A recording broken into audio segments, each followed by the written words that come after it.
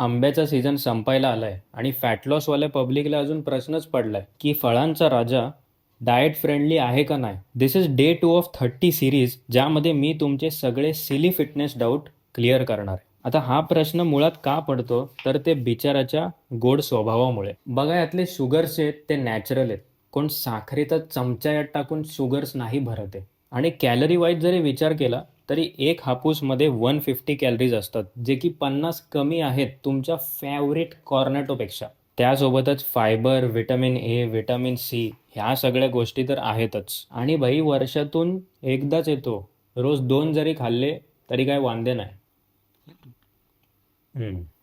विषय येतो तर तो मॉडरेशनचा. मॉडरेशनमध्ये खा आणि तुमच्या कॅलरी बजेटमध्ये ॲडजस्ट करा, मग चालतंय. म्हणून सीझनल फळं एन्जॉय करा.